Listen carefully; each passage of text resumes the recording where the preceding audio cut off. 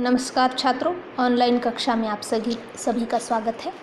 हम निर्वासित कहानी देख रहे थे, जिसके पिछले वीडियो में हमने देखा था कि वृद्ध माता पिता अपने बड़े बेटे राजेन के यहाँ रहने जाने के बाद उनकी किस प्रकार की अवस्था हो चुकी है और वो किस तरह से घर से बेघर होकर निर्वासित हो चुके हैं। उसके पिता, राजेन के पिता जो है, उनको घर, जब वो अपने घर रहते थे तब उनको एक रोज़मर्रा का उनका एक नियम था कि वो पोथी का पाठन किया करते थे और वो पाठन वो ज़ोर से करते थे, मतलब वो पढ़ते थे उसको।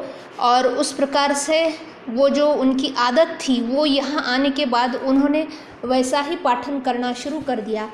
लेकिन ये बात उनके बेटे और बहू को अच्छी नहीं लगी और वो जो है सीधे बहू इस पर बात करती है कि इस प्रकार का पाठन वो ना करे।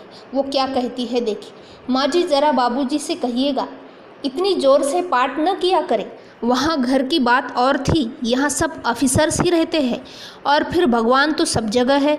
देखिए ना, कबीरदास जी ने भी कहा है, ता पढ़ी मुल्ला बाग दे क्या बहिरा हुआ खुदाए। आप और बाबूजी मन में पूजा कर लिया कीजिए, ये गुस्सा होते हैं।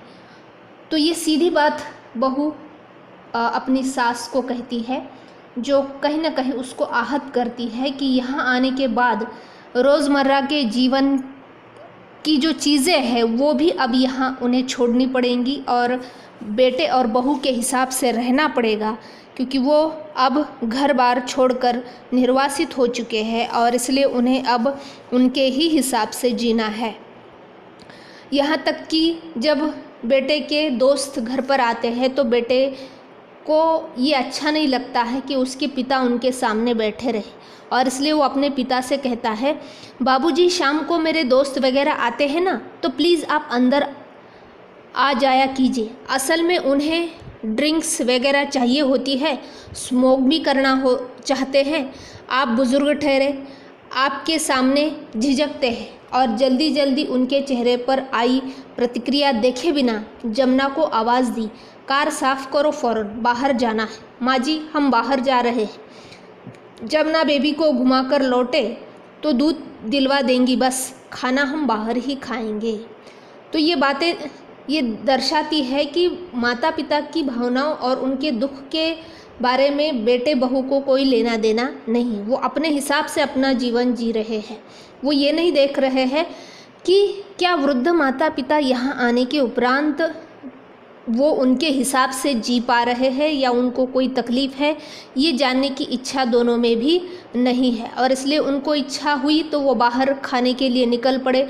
उन्होंने ये नहीं सोचा कि माता पिता की क्या इच्छा है, क्या उनको भी उनके साथ रहने की इच्छा हो सकती है, लेकिन इस प्रकार की कोई सोच उनके अंदर नहीं है।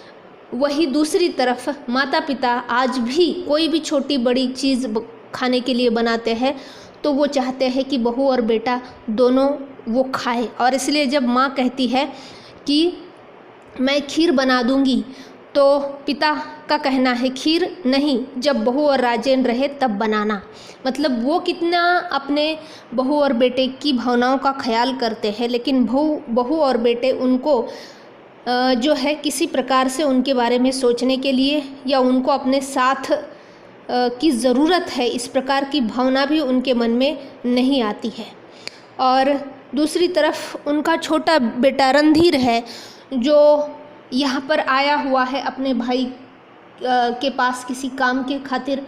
तो वो वहाँ आने के बाद जो है पहले तो अच्छे खासे दोनों बेटों और पिता में हंसी मजाक होता है, बातचीत होती है, लेकिन दोनों कुछ माता पिता के बारे में चर्चा करना चाहते थे, कुछ निर्णय लेना चाहते थे और वो इसीलिए नहीं चाहते थे कि वो माता पिता को पता चले। निर्णय हो जाने के बाद वो उनको निर्णय सुनाना चाहते थे और इसलिए वो चाहते थे कि वो वहाँ से उठ कर निकल जाए, लेकिन सीधी बात नहीं करते। तो वो संकेतों में उनको मानो कह देते हैं कि हम कुछ बातें करना चाहते हैं, आप यहाँ से निकल जाए। वो किस तरह से जो है बर्ताव करते हैं उसका वर्णन कहानी में आया है। भोजन के बाद रणधीर जाने लगा तो राजेन ने रोका, बैठो बातें करेंगे, हम देर से ही सोते हैं। फिर थोड़ी देर रुककर उन दोनों को देखकर ठंडे लहजे में बोला, आप लोग चाहे तो बैठे बाबूजी। उन्होंने तुरंत उठते हुए कहा, नहीं नहीं, तुम सब बातें करो, आज काफ़ी थकावट महसूस हो रही है। एक झूठी जमाई लेकर वह उठ आए। पीछे पीछे वह भी आ गई। दोनों एक साथ लगा शेष तीनों ने एक राहत भरी मुक्ति महसूस की है। तो मतलब तीनों, दोनों बेटे और बहू ये नहीं चाहते थे कि वहाँ पर बाबूजी बैठे रहे और उनकी बातें सुने। तो इस प्रकार से जो है वहाँ से उन्हें भेज दिया जाता है संकेतों के द्वारा, और वो समझ लेते हैं कि अब उनको ये अच्छा नहीं लग रहा है कि वो वहाँ पर बैठे रहे। दूसरी तरफ जो बहू है वो अपने पति के साथ मजाक करती है अपने सास ससुर को लेकर, और ये मजाक जब उस सास के कान पर पड़ता है तो उसे वो अच्छा नहीं लगता है। उसको इस प्रकार का ठिठोली और मजाक करना बहू का बुरा लगता है, लेकिन वो कह कुछ नहीं पाती है, वो केवल सुनकर महसूस कर रह जाती है।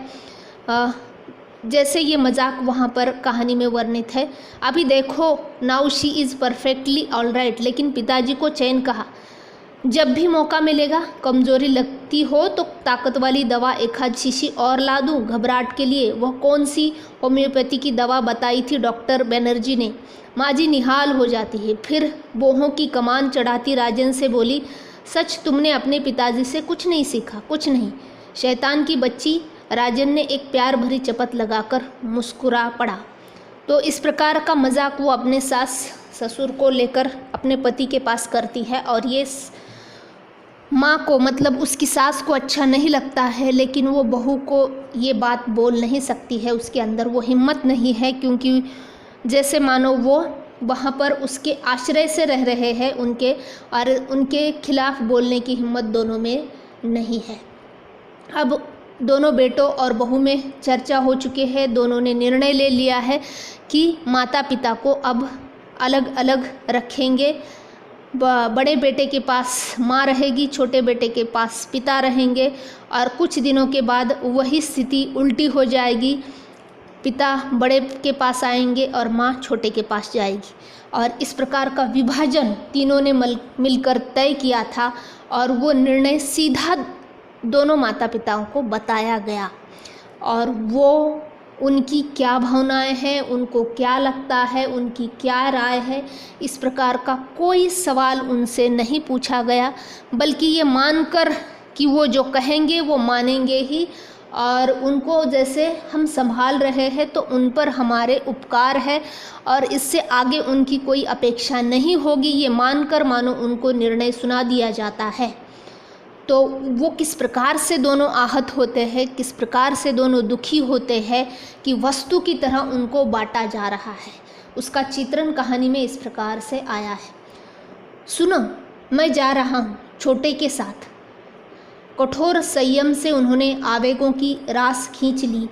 कुछ नहीं, यूँ ही काफ़ी दिन तो हो गए यहाँ रहते, थोड़ा घूम फिर कर आना चाहिए। मुझे भी तो यहाँ रहते वह निरंतर असहाय सी होती जा रही थी। गले में बहुत कुछ घुटते हुए धीमे धीमे बोले, मैं आ जाऊँगा, तब तुम जाओगी। तो ये जो है वो बहाना बनाता है, और वो बहाना अपनी पत्नी से करता है कि बहुत दिन हो चुके हैं मैं यहाँ रह चुका हूँ, अब मैं छोटे बेटे के पास जाऊँगा। लेकिन वो कहती है, मैं भी तो कितने दिन हो गए यहाँ रह रही। मतलब कोई कारण ठोस नहीं है, ये वास्तविक कारण कुछ और है, और वो कारण आगे वो बताता है। फिर दोनों एकदम चुप एक दूसरे को देखते रहे, जैसे आंखें पथरा कर किसी एक ही दिशा में टिक गई हो। उन आंखों की अथाह कातरता में बस एक ही सवाल गहराता जा रहा था, हमारा अपराध। तो दोनों इतने दुखी है अलग होने के कारण, क्योंकि वो नहीं चाहते हैं अलग होकर रहे।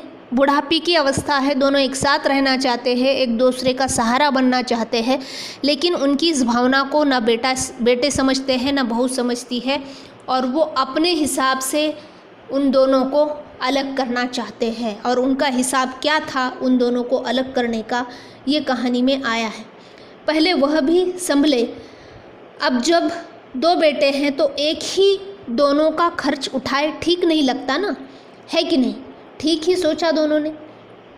अभी यहाँ बेबी हूँ, छोटी है, तुम यहाँ रहोगी, 7-8 महीने बाद छोटी की डिलीवरी होगी, फिर तुम वहाँ चली जाओगी छोटे के पास, मैं यहाँ तो चलूँ, तुम ज़रा मेरी कमीज़ें वगैरह। तो इस प्रकार का वास्तविकता ये थी कि दोनों का खर्चा बड़ा बेटा नहीं उठाना चाहता था और इसलिए माता और पिता को बांट दिया था दोनों ने मिलकर। और दूसरा कारण ये था कि बच्चों को संभालने के लिए माँ काम आ सकती है। तो एक तरीके से अपने लिए उनका उपयोग क्या है, अपने लिए उनको संभालने की सहूलियत क्या हो सकती है, उसके पैसे का खर्चा का हिसाब लगाया जा रहा था और अपनी सहूलियत के हिसाब से उन दोनों को रखा जा रहा था, मानो वो वस्तुएं हों और अपने हिसाब से उनको बांटा जा सकता हो।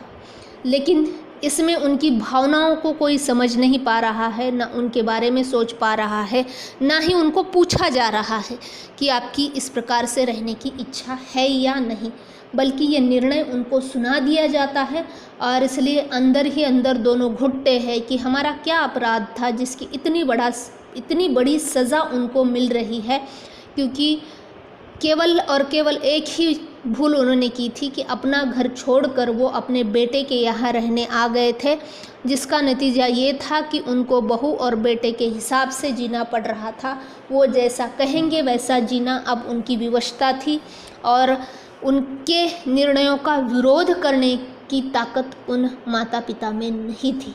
तो इस प्रकार के वृद्ध माता पिता की अवस्था और उनकी उस दुख को कहानी में चित्रित करना कहानीकार का उद्देश्य है, ताकि समाज में इस प्रकार से वृद्धों के साथ अन्याय ना हो, उनकी भावनाओं को भी समझने की कोशिश नई पीढ़ी के लोग करें।